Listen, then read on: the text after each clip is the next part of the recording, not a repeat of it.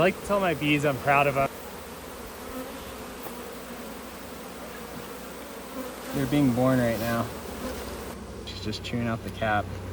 So she's so close. But they're all just ready to emerge. Happy birthday! Happy birthday, bees! Right as the bees emerge, they don't fully have their wings developed, so they just kind of walk around the hive. They don't really fly outside or anything like that. As they're walking around, one of the first roles that they take on is nurse bee. So they're kind of, you know, the queen's sole role is just to really put eggs inside these cells. And after that, the nurse bees actually do all the work, whereby they feed the bees, they you know, give them royal jelly, they you know, make sure that the larvae have all of the resource that they need to be successful. And so they continue that. And so actually a good way to isolate you know, nurse bees from forager bees is just to shake them into a box, and all the foragers will fly out, and the nurse bees will remain. And then you can take those nurse bees with a new queen, and that can become a nucleus hive. So you can start a new hive that way. So we're pulling honey. So this is one of our largest hives right now. This is actually the queen of all queens. Right here. So this is the hive that I produced all of my Boulder Valley Honey queens from this year. And if you look in here, I mean, it's just filled absolutely with honey. Something about it. Oh yeah, so this is just a great full frame of honey. I mean, it's heavy in the hand. But you see they just ran out of space, so they just built out even further inside the comb. It's probably 12, 15 pounds. It's just this gorgeous flower. There's all kinds of native bees and bumblebees that really just love this plant. But yeah, it makes for some interesting forage and interesting flavors in the honey.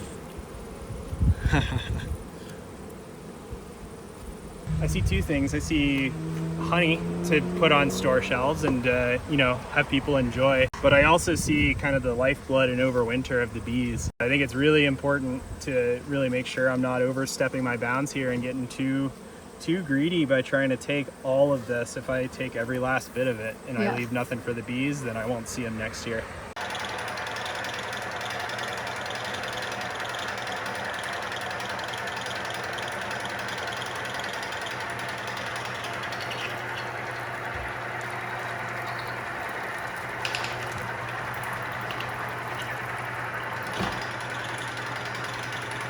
It just comes down and the knives go back and forth, and it's serrated and heated, and then it cuts the wax off, and then you just put it in the extractor. So we're just trying to pull the caps because it's so labor intensive for the bees to, you know, remake all of these cells.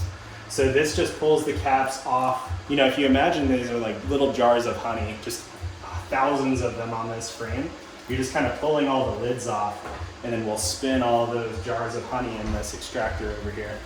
So we're doing this because, you know, the bees make this three-dimensional kind of wavy thing sometimes, and this machine sometimes misses some of the valleys.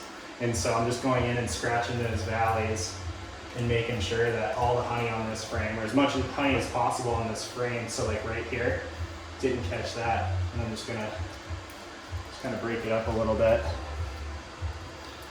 Just scratch those off. And it's ready to go in the extractor. This is an extractor, which spins basically like a washing machine, except straight up and down. Instead of at an angle like this, you're up and down. If you look in there, you can see like the honey hitting the wall on the side there. That's cool. It's almost done, but you can see a little bit of the honey on the side of the... It's mesmerizing. You drain from the bottom and you get basically pure honey. So we're pouring it in here.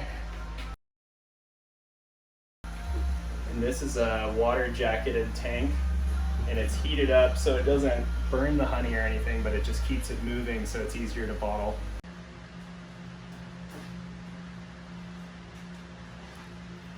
The honey looks good. It's nice and clear.